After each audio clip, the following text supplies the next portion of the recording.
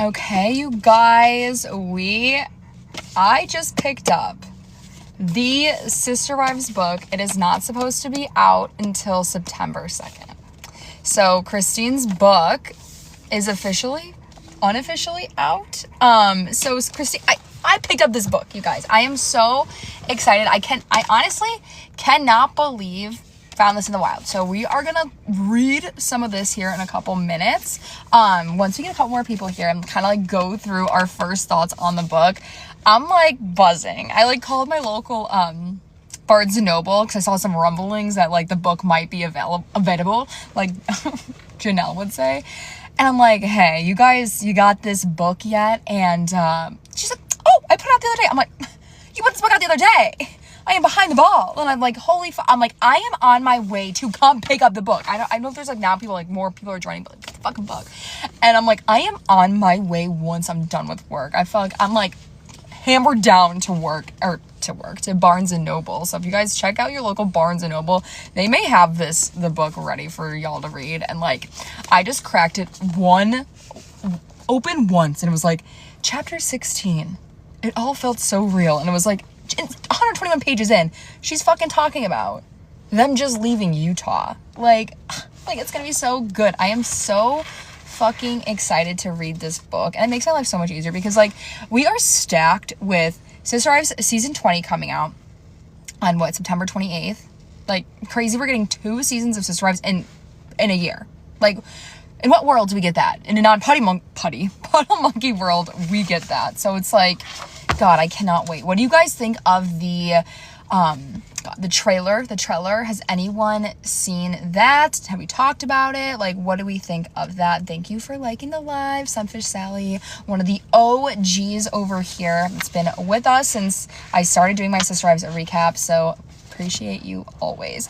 We are gonna get into this book here in a couple minutes, and we'll just start with what it says. So we open it up. Okay, $29. So yeah, I know. I was so the new season like came out of fucking nowhere. Like literally out of thin air did we receive this news that there's season 20. But I'm excited they're getting out of fucking Coyote Pass. They're getting out of the lawn chairs. Like we're doing things. Some of it may be a little fake, like the whole Cody and Robin having a second wife, like someone being interested in them. I just don't see that happening at all. But it's good content. It's funny to talk about. It's making us move on from like all the divorces and kind of push the storyline a little bit further, I think. We have Janelle like on Bourbon Street. Like I'm like, oh my God, like what is happening? But Mary is just Mary, and Mary is being very Mary. Like we are never ever getting back together. She's not able to move on, even though she's got fucking not Amos. What's his name? Ron. She's got a guy named Ron that she's interested in, and he needs you to know their physical or love language is physical touch. Yeah, it was Cody and David racing cars. It's just like again, fake storyline, but you know what? I'm here for it. We need new shit. So like I'm loving all of it. So let's we don't have a lot of people here like we used to. I guess we're ramping up for season 20. If you guys are new here, I do lives after the episode premiere. So like on that Monday, I'll pop on TikTok live, kind of talk about the episode, chat with you guys. And then I think we're going to start reading the book like too on lives, like maybe pop on for a little bit, read some Sisterwife, and then also join me for the podcast, which I'll be fully reading the book. And that's Reality with Bad Gal Brie. So book's $29 if you're in America. Canada, $41. My God. So the inside, let's read the inside. So that says Christine Brown Woolley. That just doesn't sit right. Like Christine Brown Woolley. I feel like it needs to be Christine Woolley Brown. Like that just makes more sense. It just sounds better. Had always dreamed of having a picture perfect family, beautiful children, an adoring husband, and of course a sisterhood of wives to share with him. Raised in Utah by practicing polygamous, Christine knew her life was less than normal, but that didn't stop her from loving the full house of her childhood any less. Becoming Cody Brown's third wife in 1994, Christine finally found the big, happy family she'd always hoped for. When TLC's hit show Sisterwives premiered in 2010, Christine knew it was her chance to shine light on the brighter side of polygamy. Sorry guys, I'm like fucking buzzing here. Like, I'm like, my reading is not that great because I'm just so excited. I'm so giddy for this. Okay, so where were we? Christine. Okay, so Christine knew it was her chance to shine light on the brighter side of polygamy, the helping hands, the lively discussions, and their unmatched devotion to one another. But the cameras also revealed a much darker truth. Now, in this candid tell-all, Christine shares for the first time the journey that led her away from polygamy and the bold path she is carving to live apart from all she's ever known. Moving, genuine, and insightful, this is a uniquely powerful tour de force of Christine's journey toward and beyond her lifetime in the spotlight as a sister wife. Okay, so great. But that's the little excerpt right here. We'll read the back and see what that says. So the camera also shines a light. Oh, excerpt from Sisterwife. So we'll be eventually reading this, but this is from Christine. The camera also shines a light. I saw a funny expression I make when I'm shocked. I decided my clothes were frumpy, and I realized I spent years saying it's fine on repeat. It's fine because I'm angry and I don't have the words for it.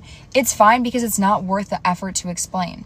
It's fine, though I might be doing my best to hold the family together while feeling overwhelmed. It's fine because that's what I've been trained to be. Fine, small, not a bother. I'm certain I come from a long line of women who have said it's fine. Oh my God, I'm like getting choked up. Like, this is so good. Like, this is like this is what, I think this is what Mary thinks Worthy Up is. Like, she is literally, like, she thinks this is what, like, Mary thinks this is what she's doing. And it's just not. And B, yes, the book comes out on September 1st, and you get it on September 2nd with Amazon. I called my local Barnes & Noble, and they just had it sitting out. So, I don't know. I just feel so lucky. I feel so lucky. And Stephanie, her last name is, David's last name is Willie, so she took his last name. I'm certain I come from a long line. The show forced me to see that it wasn't, and maybe recognize that my ancestors had it figured out too. Strong women, all of them. So, let's get into the book. So, let's see. So, it's Sisterwife. Okay, here we go. This. Yeah, Robin was, she's like, oh no, I need to get it right away. And she's already read it. Robin has already read this. Oh, so our acknowledgement goes as followed. To Dad, for being my hero. I'm still a daddy's girl. To my mom, Annie, for helping me find my strength. To my other mom, Susan, for the sagest advice I've ever heard. Oh, here we go. For David, the love of my life. Gosh, 2 exclamation points, you guys. 2 exclamation points. Why are we doing 2 exclamation points? I love our life together so much. You've helped me become stronger and recognize my value. And you have brought so much fun and laughter into our lives while helping me find a peaceful calm that I didn't know existed. For the children I pushed out of my womb. As well as the children I've gained through my family. My favorite thing is being your mom. Okay, great. Thank you guys for liking the live. That helps so much, I think. You know, I just started going live as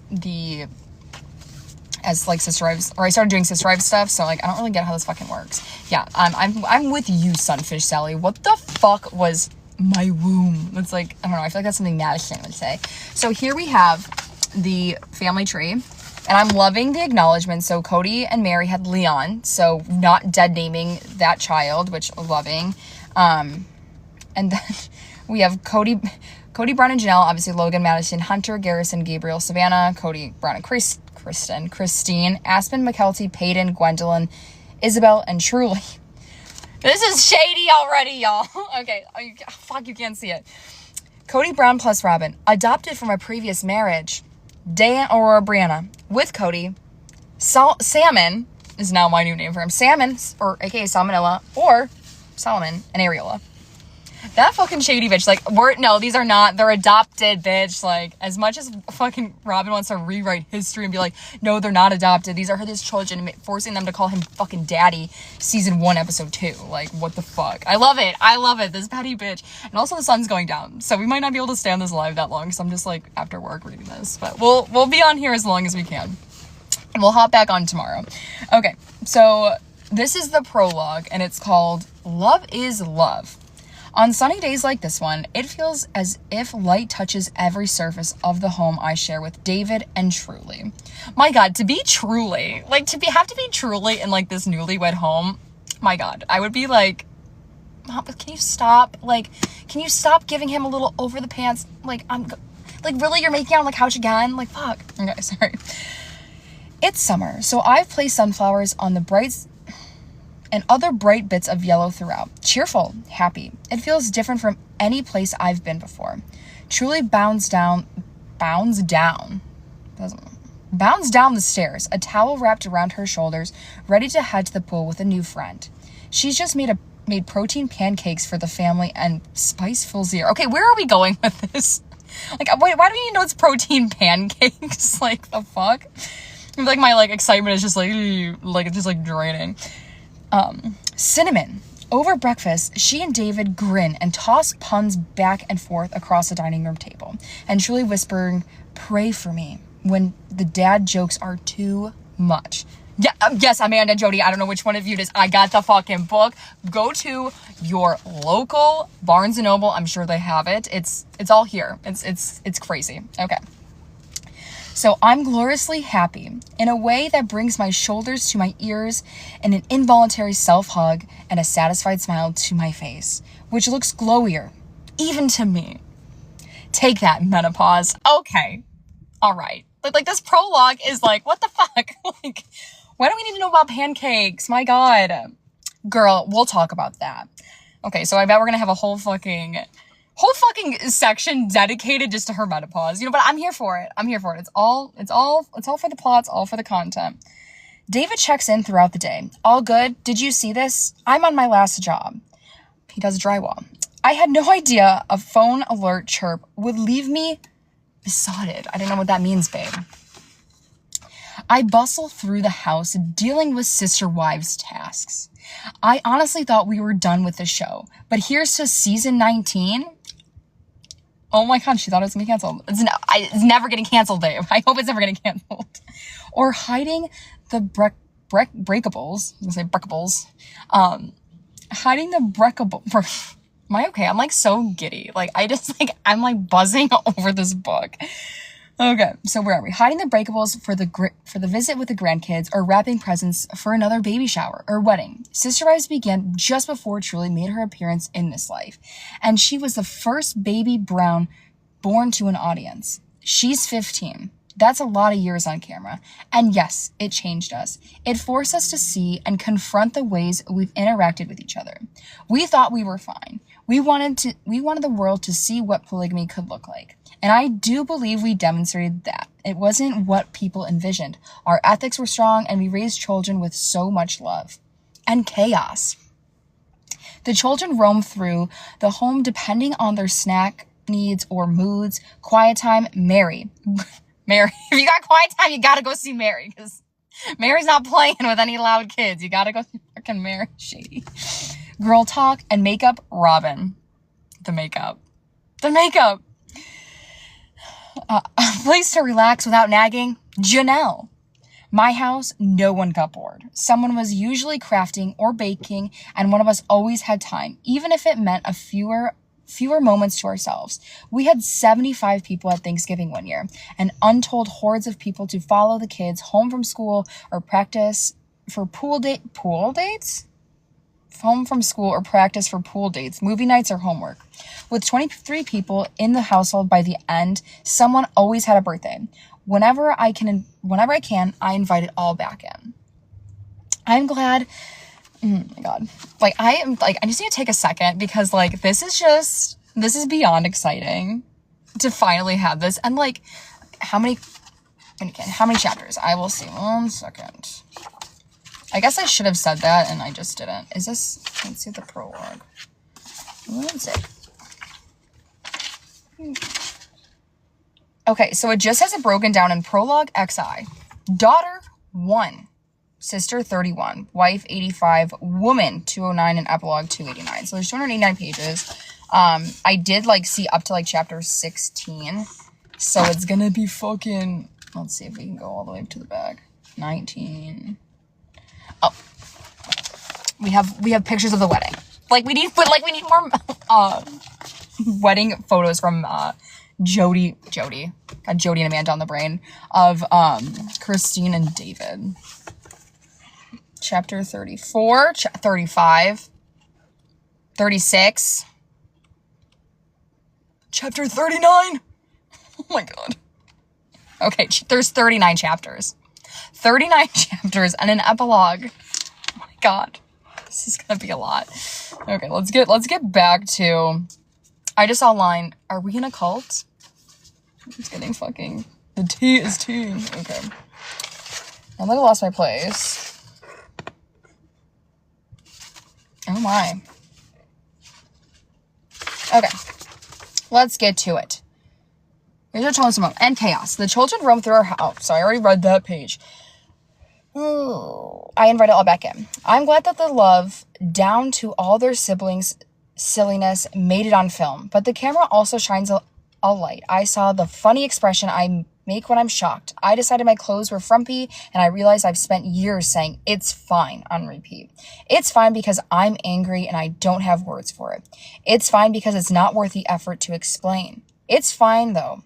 I might be doing my best to hold my family together while feeling overwhelmed. It's fine because that's what I've been trained to be. Fine, small, not a bother. I'm certain I come from a long line of women who said, it's fine. The show forced me to see that it wasn't, and maybe recognize that my ancestors had figured it out too. Strong women, all of them. But was I in a cult? I hear you. If I was, I'm glad of it. I come from a family and a community filled with talent, nurturing, and love, and women who had the support and ability to make good decisions for themselves. I think of my grandfather as a hero because he pushed through his fear of outsiders after seeing his family torn apart to try to make our community safer. I'm glad I had the opportunity to do the same, even if I ultimately chose to leave that community. Oh my god, what?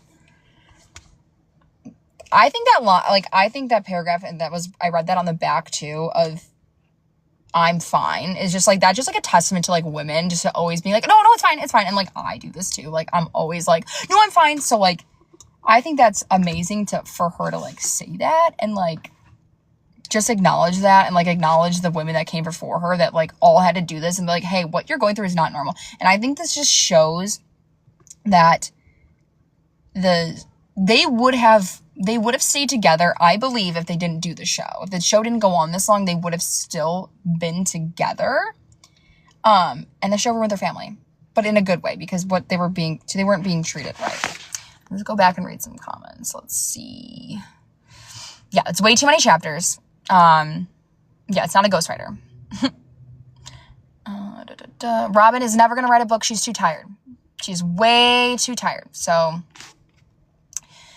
I want Janelle to write a book. Janelle, I love Janelle. My girl's lazy, though. She's not writing a book.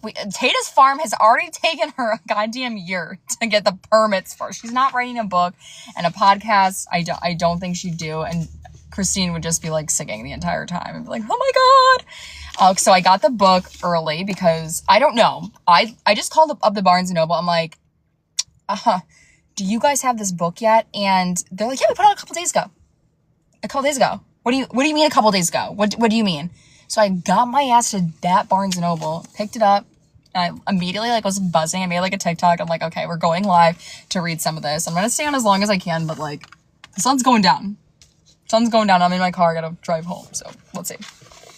Yes. Oh my God, Jessica, she's been writing a book. We've been waiting for this arrival, and we got it early. So we're reading it. It's going to be over. I do recap Sisterwives, Plathville, all that good stuff. So head on over to my podcast where I'll be reading this whole thing too. Also, always join me for the live. I'll always let you guys know when I'm going live for this. Okay, great. The cult. Okay. I thought, okay, I'm just like buzzing. Thank you for, was it selling well? I don't know what you mean. Maybe I mean the book. I don't know if it's selling well. I just like called. They said they still had some in stock, so I'm assuming people just don't know yet. So just, I don't know, just call that local. Yeah. We are on page XV. Not good at Roman numerals, so we don't know. It's just the prologue. At Barnes & Noble, I don't know if it's selling well. Like I said, it just has a couple, she said she has a lot left, so I just don't think people know. And, like, no one's going to the store anymore, so we'll see.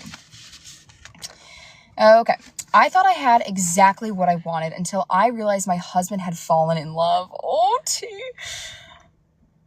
The name of my podcast is Reality with Bad Gal Brie Brie. I do Sisterwives, Plathville, reading the first book. Now we're going to replace the first book with this one because that one's boring. So we will replace that with this and just kind of like pump it out. Thank you so much for telling me I look like Lala. That's amazing. I just got into VPR too. So, okay.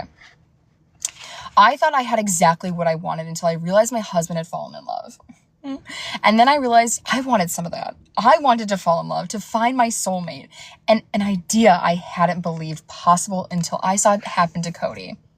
Okay, now she's being fucking... Now she's like... This is what she's like stayed with doing of like, oh, they're soulmates, like da-da-da-da.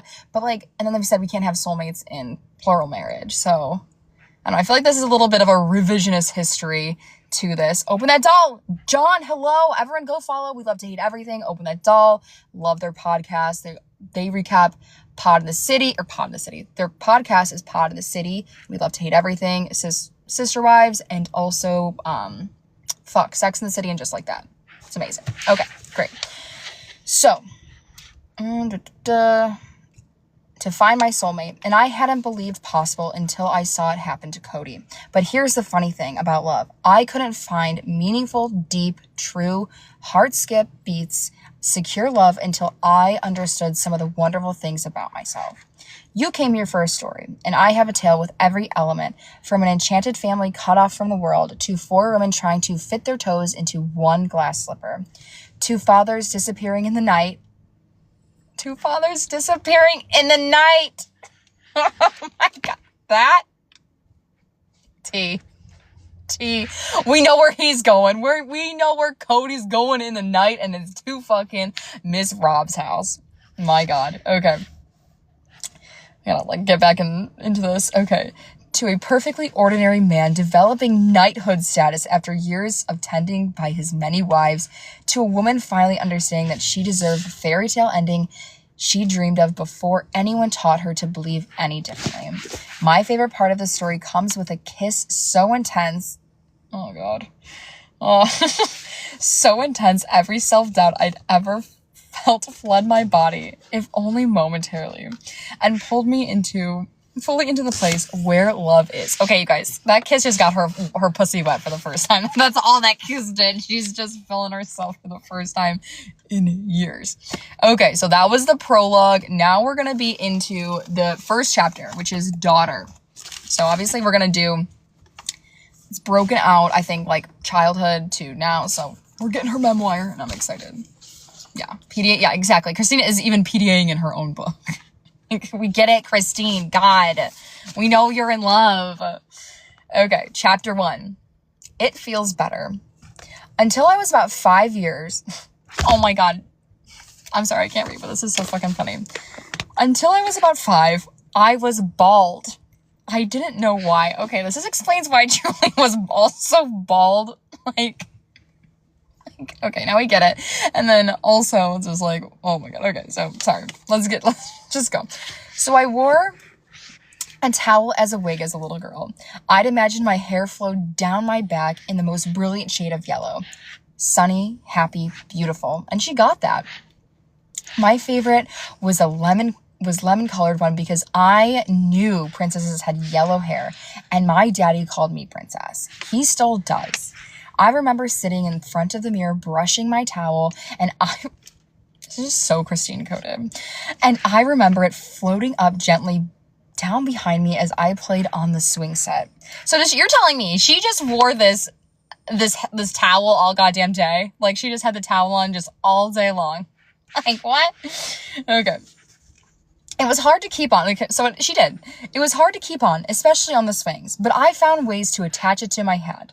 Dad wondered why I was so into this towel, but that's just me. I chose as a young girl to be positive. Bald? Solution. Solution. Part of that was my upbringing. We didn't complain. That's typical of big families. You learn to deal because every boo-boo won't get a kiss. Mom won't always see who pinched you. Okay, I feel like we're shading Robin in this because we always had Robin and her kids being like, oh, they're just delicate little flowers. Oh, no, Gwendolyn pulled her hair. No. I could have moped and felt sorry for myself, or been a clown to get attention, or stewed and struck out of anger. Instead, I became a mediator, assessing everyone's emotions and working to keep things smooth. I decided, and it was a decision that I preferred to be cheerful and positive. It feels better. And like, we all, like, this is how she's been forever, and like I love that about her, but like I feel like this is also why she's always like, I'm fine, and like led her to this life, which we'll probably get into that soon. Okay. So I remember being happy as a child and having fun. I played in the backyard all the time, playing. I loved makeup and dresses and dolls. That was my personality, having fun. I would wait for my dad to come home from work every day, and he always made time for me, even after a full day. My normal looked an awful like most kids' normal, spending their childhood in the early 70s, except for one thing. By the time I was 5, I'd gotten rid of the yellow towel, and my hair was long enough. Okay, but I thought she just said at 5 she was bald. So now she's got hair. Now she's got long hair. Okay, anyways, that's Christine. I had gotten rid of the yellow towel, and my hair was finally long enough for my mom to roll it in pink foam curlers. When my dad married his second wife, I remember their wedding and the ringlets I wore with my pretty burgundy dress. I remember being excited. I liked her. My mom and I would talk about whom I would marry, just being silly. You can't marry your dad, she told me, smiling. That didn't make sense. My dad was my favorite person. Well, who am I going to marry? I asked, heartbroken. She told me I would find a good man. I believed her. I knew so many good men. I was surrounded by adults who loved me and made me feel special, who held my hand, answered my questions, and showed me how to do what I wanted to do. I would find someone who would adore me just as they had, and whom I would adore back. Everyone in my circle was kind, and I could go anywhere and feel safe. Someone's mom would inevitably include me with her kids for the day's activities, just as my mom did with my friends and cousins. We all believed the same things. We all knew the same people. Okay, let me stop here, or I'm just going to pause for a second. See how long chapter 1 is, because I think we'll just do chapter 1 because it's getting fucking dark here. Oh, let's see chapter 2 because it's literally just a page. Okay, we'll do 2 chapters and then we'll cut it. So we're on page 5. I want to go see some comments and see if I've missed anything too, just about the book. She's a queen. Okay, perfect. Thank you all for the follows, the gifts, the likes on this live. You all are so amazing. We're going to try to go live every day and read this book. So don't follow along. Don't miss out on those lives for all the tea. Also, I do have a podcast if you do miss the lives. So it's Reality with Bad Gal, Brie, B-R-Y, on anywhere you can get podcasts. So head on over there. But live is fun because we get to chat. So I don't know. Let's go. Okay. We all work toward the betterment of ourselves and our community. From the day I was born, I felt cocooned in love. That day I weighed 5 pounds. Okay. So now we're going back to when she was born. All right. That day I weighed 5 pounds. I was premature. To weigh 5 pounds. My grandpa Rulon delivered me. Okay, that's disgusting. As much as I love I guess it's her grandpa. As much as I love my dad, you're not delivering my baby. That's gross. Okay, so he was our midwife. Seems problematic. Okay, Grandpa Rulon. He delivered me as my midwife. And from that moment on, all I felt from him was love. I remember walking with him in the grass, holding his hand, and knowing that he was kind, good, loving man. I didn't know yet that Grandpa Rulon had to flee from the family when my dad was young, and that dad didn't see him or many of his brothers or sisters for years. Because this is when he went to jail. My grandpa went to jail, and we had all separated. I didn't yet understand at age 5 that in our religion, a version of fundamentalist, polygamist Mormon, we had to be careful, that it was best to refer to children from other mothers as cousins, to split up into smaller groups at the movie theater, and not to add dad's name to school documents. I didn't yet understand the darkness in our community, or that of other communities like ours. Like FLDS. I didn't know yet just how far apart we stood from everyone else.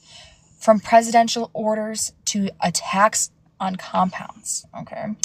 Grandpa Rulon was murdered when I was 5. As usual, I sat on the porch one day waiting for my dad, and he got home early.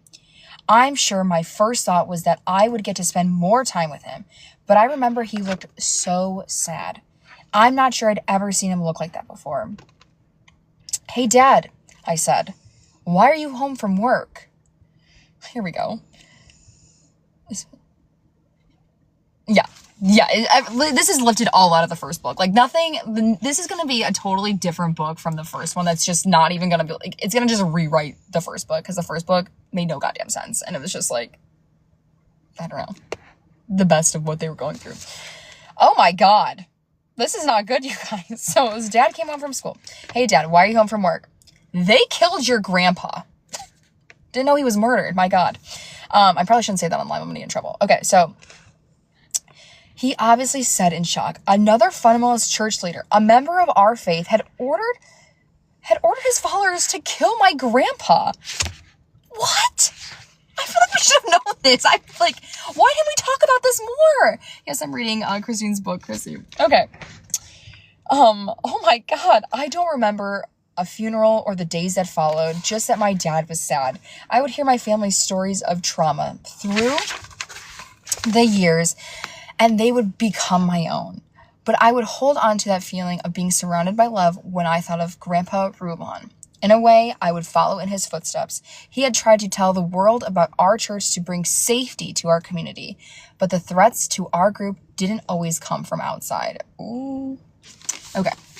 We did know that. Okay, so I'm sorry. I should have known that, I guess. It's a shock to me, so I'm excited I just learned it for the first time, but whatever. Okay. You know what? No, that's when they killed the one guy. Okay, so anyways, we'll keep on keeping on. Chapter 2. That's not us. When my parents decided to send us to public school, after years of homeschooling, my older siblings and me, it felt like magic. More kids equals more friends to play with. But instead of new playgrounds worth of kids to bring out my inner extrovert, my personality shifted. I had been carefree. Nothing in my life was hard. Everything had been good. But as the day grew closer, my parents set all of us, my older brother, me, my sister, and my sister from my other mother, down in the living room. What followed was one of the most traumatizing conversations of my life. Ooh, we're getting to the divorce. It didn't match up with anything I had learned to that point. It terrified me. Oh, it's not the divorce yet. Okay, sorry guys. Look, they told us, if authorities find out your dad lives plural marriage, he's going to be thrown in jail, and you're never going to see him again. Whoa. I was heading into 3rd grade. I just wanted to play. My concept of jail was so vague. It didn't seem good. And I didn't understand what my dad had done wrong. I knew I didn't want to lose him. Public school changed everything. I could no longer refer to Danielle as my sister. I had to fudge relationships. Maybe my sister became my cousin when we were at school. I definitely couldn't say I had another mom. Though today, I suppose, if I said I had 2 moms, no one would think twice about it. Well, it seems a little homophobic. Anyways. But my other mom, my mom's sisterwife, couldn't put my dad's name on her kids' birth certificates. So it looked as if the father was unknown. Oh my God. And my dad couldn't come to our school functions because it wasn't fair for him to come to my school plays but not attend Danielle's chorus concert because someone might figure out we had different mothers. Okay, I'm going to stop for a second, read some comments and answer some questions. Okay. Why she kept Brown? Okay, I think she kept the Brown in her name because she's been Christine Brown for forever, and I think removing it would just, I don't know. I just think we all know her as Christine Brown, and I would keep it too. It's like Sheena from Vanderpump Rules, VPR. She kept Sheena Shea because that's what she was known as. Like, oh, fuck. I don't need to do this. Okay. So, wait a damn minute. Trust back here. I just taught the kids. Yeah, they taught these kids to lie. And nothing good is ever going to come out of a kid lying. I'd be like, shh, we have to keep secrets. We have to keep secrets. Like, that's never, like, I feel like that's the opposite that you need to do, for children. I feel like we've learned that now. He doesn't deserve it, but someone else said it's her children's last name too. Like, truly, his last name is Brown. Like, I would keep it because it's also her brand. I don't think it's an insult to her husband. I think David kind of gets it. And this is like her bread and butter is the show. Okay. And everyone, I got the book so early. I just found it in the wild. Barnes & Noble. Did you see Mary Bruce post video how little girls are raised? No, I did not see that. Is that on her Instagram? Is it an episode of Salty Birches? Because if it's another episode of Salty Birches, I mean, that's fucking... Mary Salty Birches is the most diabolical thing to come out of Mary. Oh my God, not on TikTok. Okay, everyone go check out Mary on TikTok because she's the worst. She's the worst. Honestly, Mary is up there for me with Cody and Robin. Okay, so let's get back to it. That's when I started to fear the outside world and everybody in it. Teachers would ask me questions and I would freeze up. I developed a lisp. Oh my God. They brought me in for counseling for the lisp, but how could I speak properly if I couldn't speak my own truth? See, this is why we don't tell kids to lie. They're going to get a lisp. But, my God. Okay, maybe that lisp was a little insensitive of me. Okay. At home, I focused on fun and youth activities at church. I was popular. I knew everybody. Okay, so how did she develop a lisp then at public school, but she was popular in her church? Like, wouldn't you just then talk at church? Does it make sense to anybody? It's not making sense to me. It's not clocking to me yet. Okay, anyways. Okay. At home, I focused on fun and youth group. Okay. At public school, I didn't join any clubs. I didn't play sports. I'm sorry. I'm having a stroke. I didn't play sports. I had to live two lives. It was almost as if I had a split personality. We learned a song in primary school. My mother... Am I okay? Like, I cannot read. I'm so sorry, you guys. We're gonna, do a little reset. Okay. We learned a song in primary school. My teacher told me I should never tell a lie because a lie will bring you trouble by and by. And I think, except you do have to lie sometimes. People would ask what religion I was, and I was so afraid to answer the question. I was simply supposed to say, yes, I was Mormon without mentioning the polygamous part. But what if they asked what ward I was in? Ward. I was supposed to simply, thank you for telling me I'm doing great, Amanda. But what ward I was in? Okay. Okay, the whole state of Utah is set up on a ward system. If you grow up anywhere else, it's bizarre. But in Utah, each neighborhood has its own ward, which is sort of a church. Wards are a squat brick buildings, but there's no cross because Mormons don't understand why you would celebrate the vehicle by which Christ died. Mormons believe some of the same things about Christ that other Christians believe, that he performed miracles, that he is the Son of God, that he died on the cross for our sins and was reborn. But they believe there was another prophet, Joseph Smith.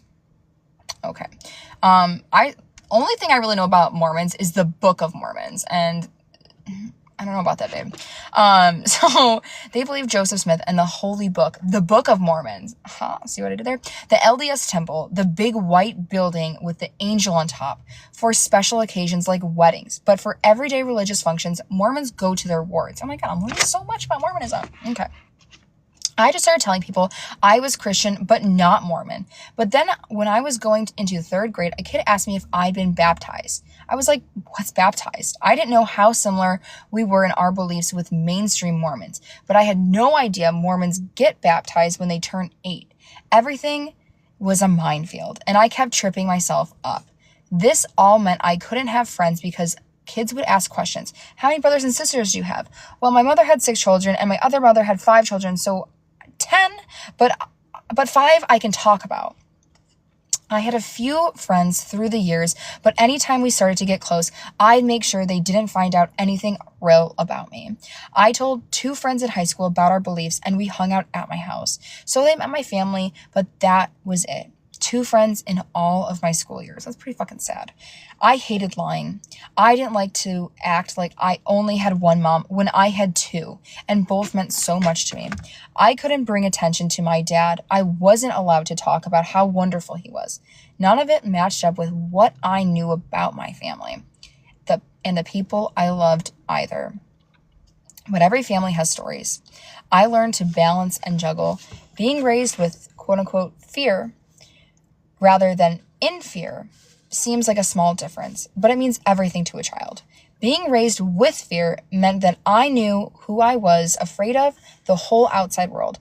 Being raised in fear meant that I was afraid of the people who took care of me, and I wasn't. I know it sounds as if being sheltered was hard. I talk about it and people say, that sounds like a cult. But it was the happiest and most cheerful thing I've ever experienced. I thought being in our church was awesome. I think it was really awesome. Yeah, they're raising their kids with anxiety. Yeah, this is exactly what they're doing. Telling them to lie and do all this shit is insane. Anyways. At home, I felt secure, loved, and nurtured. But I was terrified of everything outside that bubble. My dad had a seemingly perfect situation when he was a kid. He had his 7 moms. Her dad had 7 moms? You got, what the fuck? That is far too many moms. My God. Okay. And this is a perfect situation for Christine. Okay. It was like the Andy Griffith show of polygamy, a small idyllic community. But then when the law figured out they had lived plural marriage and they threatened to arrest my grandpa, Rulon. Grandpa's life story fascinates me. He grew up in Chihuahua, Mexico. Okay, this is why he got caught, though, is because he had 7 fucking wives. He had literal 7 wives. That's why they got separated. That's why they couldn't figure out where anyone else was. Thank you for whatever that is. I appreciate you all. That's why that's why they couldn't figure it out, because there were 7 of them and all those fucking kids. Okay, my God. Okay. So Grandpa's life story fascinates me. And I feel like, I'm sorry to pause again, but I feel like we should have done the grandpa section, before he died. Okay, 'cause I feel like this is kind of all over the place already. Christine definitely wrote this. He grew up in Chihuahua, Mexico, in a polygamous family in the early 1900s. But when he was a teenager, he was part of the mainstream LDS church. I'll use Mormon, LDS, and sometimes saints to refer to Church of Jesus Christ of Latter-day Saints. I always trip up with that word. Okay. And even married a woman in the temple in downtown Salt Lake City. He moved to California, where he worked as a chiropractor and a naturopath. Kind of like Miss Plath. In the meantime, his dad and great-grandpa wrote a book defending polygamy. Grandpa wrote him letters begging him to stop practicing it and to come back to the mainstream fold. Apparently, great-grandpa won the argument because Grandpa Rulon then tried to convert his wife to polygamy. They divorced in 1935. Imagine divorcing in 1935. What the fuck? And being the woman. Imagine being the woman and being like, yeah, I'm a divorcee in 1935. Oh my God. He stained her forever. Okay, so the LDS church excommunicated Grandpa, which meant he was removed from the church roles and his temple marriage no longer held. This isn't as unusual as it sounds, at least in Utah. I promise to make it... Okay. When you do TikTok lives, there's these random people that just try to join, and it's really fucking annoying, and just why? Why try joining a live that so you can talk to me about Sisterwives? Fuck out of here. Okay. And I just saw someone in the comments said he has a documentary. What is that called? And is it boring? Because if it's too boring, I'm not gonna watch it. But if it's good, I'll watch it. Okay. Okay, so in about 1830, Joseph Smith founded the LDS Church. By the time he died in 1844, he had as many as 40 wives. Say you just wanted to fuck someone else without saying it. Why are we, say you were sick of your wife without saying you're sick of your wife. Why? Why would you, why? That is literal abuse. wives. Like, that's crazy. That's crazy. How do people fall? Like, I'm sorry to all the Mormons out there, but how do you, like, think that this is normal? And follow, like, oh, he seems like he knew shit. Like, what? Again, I'm sorry, Mormons. If you can school me in the comments, but, like, I don't know. Okay, so I'm just gonna stop talking shit about the Mormons. Okay. Our next LDS church leader, Brigham Young, married 56 women. 56 women? Okay. This is crazy. Okay, we were taught it was a way to convert more people and grow the church through lots of children. Not gonna judge, even though we are judging a little bit. Okay. Though others have argued it was a way to build up a patriarchal society and exalt virility. Yeah, I think that's so. Joseph Smith was killed by a mob while awaiting trial on charges of inciting a riot in Illinois. This is when they went to Nauvoo. He ordered a printing press to be destroyed. Then the Mormons headed to Utah, but Utah also wanted to be part of the growing United States, and things weren't getting any easier for the Church of Jesus Christ of Latter-day Saints. In 1858, President James Buchanan sent federal troops to quell the Mormon rebellion, by which he meant polygamy. While polygamy wasn't unusual in Utah at the time, the rest of the world wasn't having it, and Utah wouldn't be allowed to join the union until they stopped with the multiple wives bit. In 1890, church president and prophet Wilford Woodruff, who had 10 wives himself, this is just abuse. Like, when I first started watching Sisterwives, like, I could see why you'd want to have, like, 3 wives or 4 wives, because, like, then you, like, I would just want the help raising the kids, right? Like, oh, like, I'm sick of this kid, like, here, take him. But, like, 10, 46, like, you're not even around, you're not even present. And, like, now we know polygamy just doesn't work at all. And I just want to say thanks you everyone for liking the live, following me. We are going to be reading this book. I'm just going to try to come on every day and read it so we can fucking power through this. And I also will be recapping it over my podcast, Reality with Bad Gal Brie.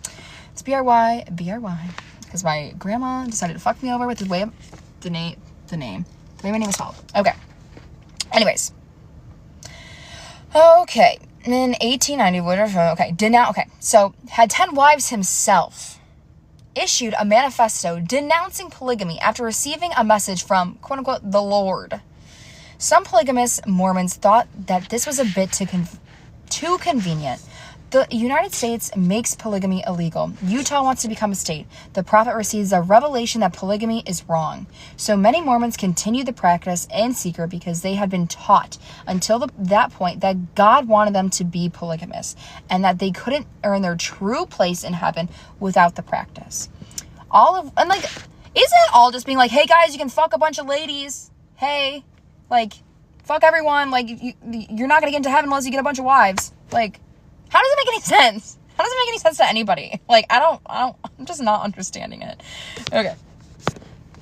Okay, so many more. Okay, all of which just brings us to today.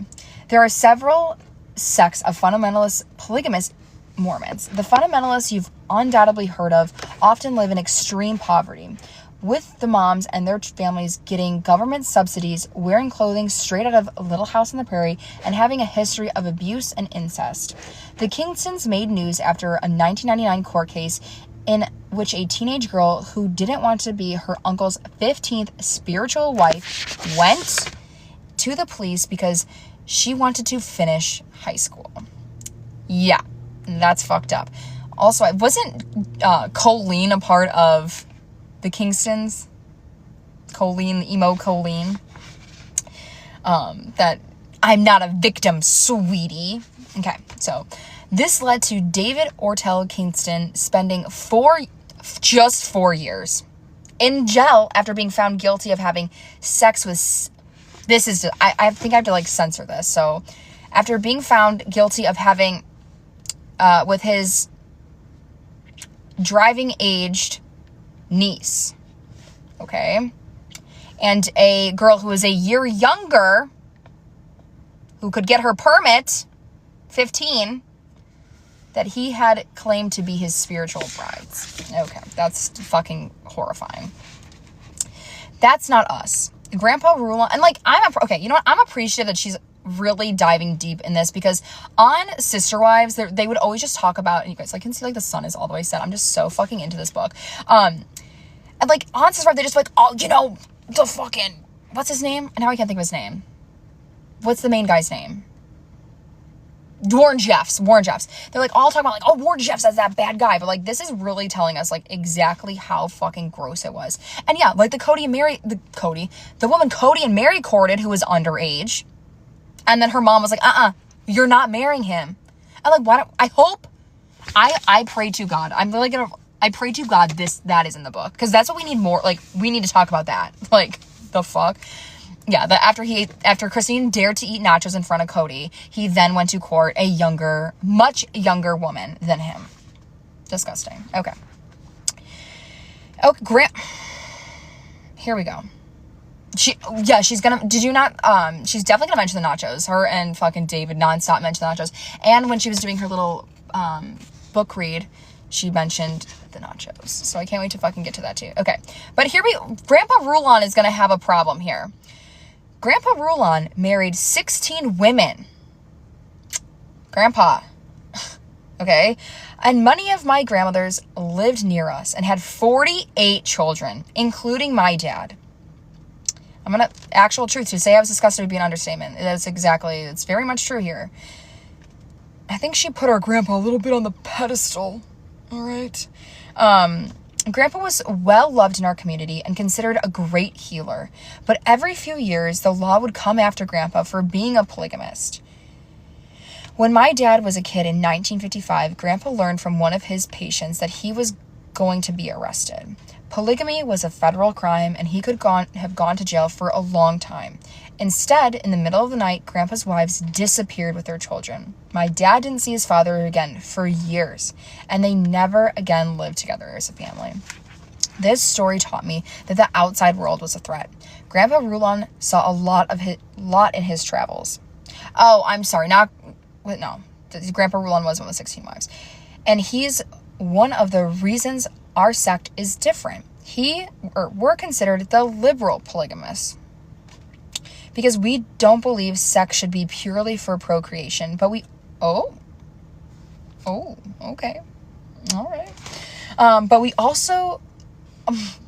But also because we engage with our local communities and tend to be more upfront with law enforcement in hope that communication will bring understanding, which will bring safety. I agree. That's awesome. Yeah. 48 kids don't ever live together as a family. Those are fucking cousins. Okay. So someone said they were at Barnes & Noble. It's in the religion section. I just called and they just picked it up for me. So this is in the religion section. Great. All right. So they're liberal polygamists. Yeah. Allowed to have brown family mosh pits. Exactly. That's why they're liberal. Would Cody consider himself liberal today? I don't think so. I don't think Cody would consider himself liberal at all. But anyways, that's neither here nor there. And, like, are they really that liberal? Because, like, I don't think so. I really don't think so. Okay, anyways.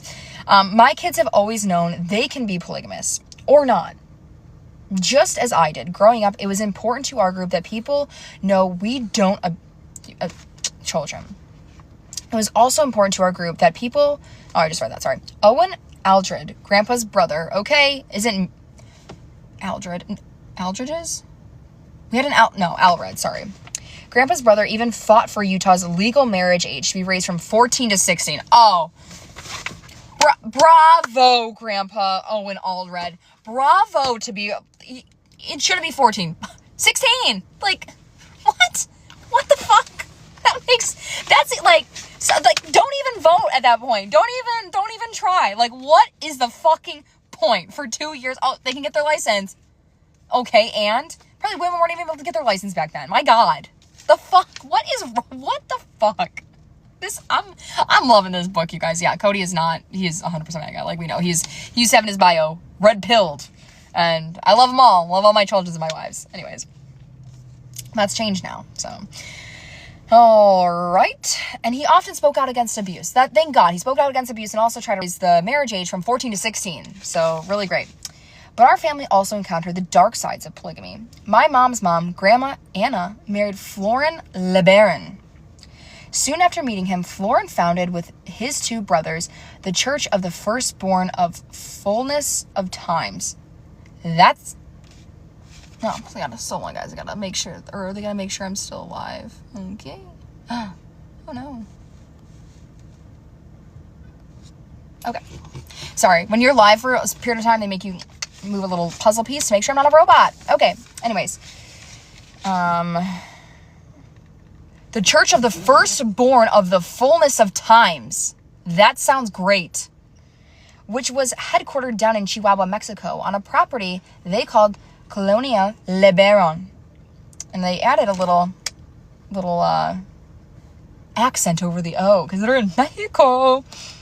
Anyways, my grandpa Rulon spent some time down there too, because the Lebarons had been associated with the apostolic, United Brethren, our group. Apostolic United Brethren. Okay, so that's what they are. Florin and Grandma Anna had two kids, Dawn and my mom, Annie, who was born in 1951. It didn't last. Grandma Anna had moved to Mexico to try to make it work, but ended up leaving Florin when my mom was 2.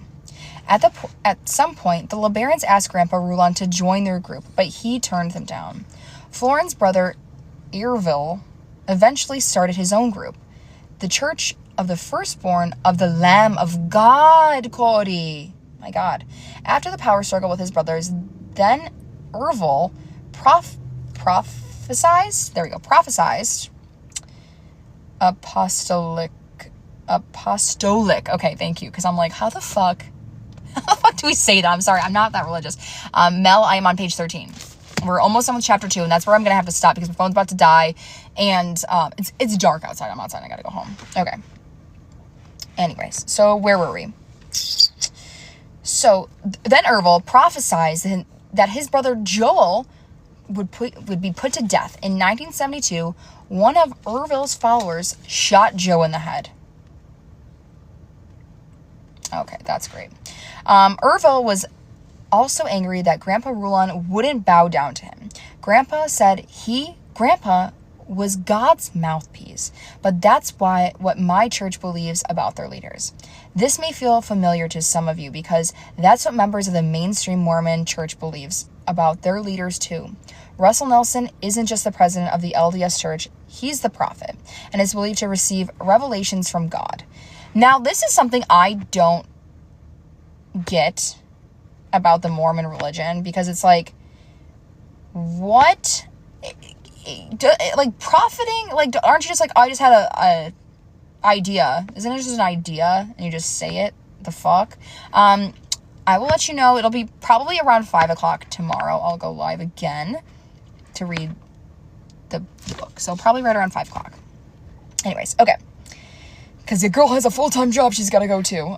Okay, so let's get back into it. Okay, the prophets. Okay, but Irville's followers talked about blood atonement, which is basically the idea that some sins are so bad they can only be remedied through death. In Irville's mind, Grandpa was a false prophet, so Irville sent his wives to kill my grandpa. A man making women do his dirty work. Would you look at that? I never thought a man would do that. My God. Like, what the fuck? I still have a hard time comprehending this, especially when I think of all the sadness that came from that day. So a bunch of women killed her grandpa. That's fucked up. In 1977, Irville LeBaron ordered 2 of his wives, Irena Kristen Chenoweth, and Ramona Marston, to shoot my grandpa. They killed him at his chiropractic clinic in Murray, just outside of Salt Lake City. More than 2,000 people went to my grandpa's funeral. Rena, who pulled the trigger, was acquitted. Why? That's fucked up. Okay. But you know what? Her husband made her do it, so that's fine. You know what? I'm back. I'm okay with it. Let her, whatever. That's fine. Okay. And then it had been a woman who had been, Okay. No one cared about the death of a polygamist, and that it had been a woman who had done the deed seemed unfathomable. But Irville was ultimately found guilty of ordering my grandpa's murder. He died in prison, killed by the other prisoners. Okay, justice. I was always told, officially, it was a suicide. Sorry, according to the New York Times, he either overdosed or punched himself in the throat. All of the blood vessels in his neck had hemorrhaged. You'll also see that he of a heart failure or a seizure. In any case, he's sorry guys, I kind of have to censor a little bit of this with TikTok because TikTok will take me down if I say some bad words or words that they deem bad. Okay, great. My mom doesn't talk about her childhood or past in general, so I only recently asked her about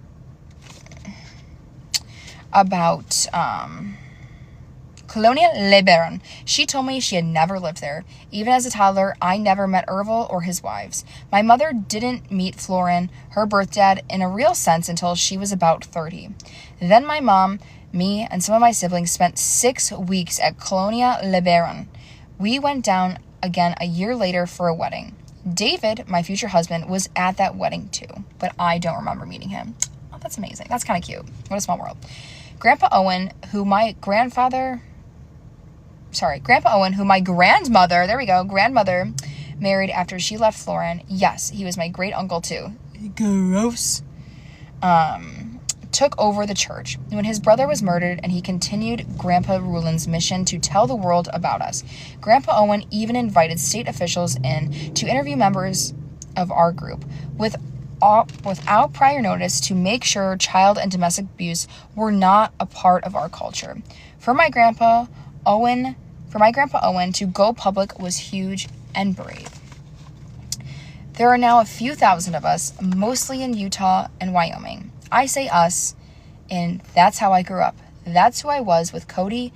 That was my religion when I believed it was the best way to have a big family. Now I suppose I could say, then. Dun, dun, dun. Okay. Amazing. So that was chapter 2, you guys. I'm going to end it there, but I'm going to go through some of the comments before we end, and we'll give you a little taste, a little taste of what chapter 3 I believe the world would be. So let me just go back and read. Okay, so the comments, yes, she was pretty much, yes, it is a live reading. Okay. Anyway, so let's just fucking go through. Okay, so we were going to just read a little snippet. I'll read page 16, and we're going to end it. I recently told my sister wife, Janelle's daughter, Savannah, that I love the smell of pine sol. Okay. Did you clean a lot as a kid, she asked. That's probably why you like the smell of pine sol. What? I said, that's ridiculous. We cleaned all the time. Both my moms are German. If I was sick, I preferred to not stay at home because it wasn't restful. I couldn't just go to bed. Windows open, fresh air will cure you. While you're here, you might as well dust the living room. A little bit of exercise will do you good. I remember faking that I was so well that I could go to school and get some rest. That's kind of fucking funny. We had no clutter. My friends say that she should have seen Robin's house because, my God, Robin should have grown up the fucking Christine did. Okay. My friends say that they remember me cleaning constantly. But I also feel like Christine's house when she was in Vegas didn't really match that of a cleanly person. Anyways, we woke up to do chores before school, after school, and I couldn't go play until we cleaned the whole house and did our homework, which meant I didn't have time most nights to play with my friends. I don't know why our house was so messy. Okay, I'm gonna keep reading because it's a weird spot to end on. Okay. We finally got our moms to let us clean extra on Friday night so we could wake up early on Saturday and watch cartoons. And so we could spend time with Dad. He worked in sales at a car dealership and left the house before we woke in the morning. I bet that's a car dealership that Christine used to do the titling at when she was with Claudie. But on the weekends, he was ours. From sunup Saturday morning through Sunday night, we got to play with Dad. Oh, bravo! You get to see your dad one night a week? One night a week? Okay. You guys, it is 8:25. I need to go home and make dinner because I just got out of work at 7 o'clock and I'm like, we're reading. I'm just so fucking giddy. So come back tomorrow. I'm going to do a live at 5 p.m. to continue reading this. Thank you all so much for joining me. I cannot believe how many people we had in the live. It's amazing. And thank you all for whatever you sent me. So follow along, follow me, so you don't miss out on any of the lives. I appreciate you all so much. And let's get through this book together. And also follow me for my podcast, A Reality with Bad Gal Brie. And we will see you then. Love you all. Bye.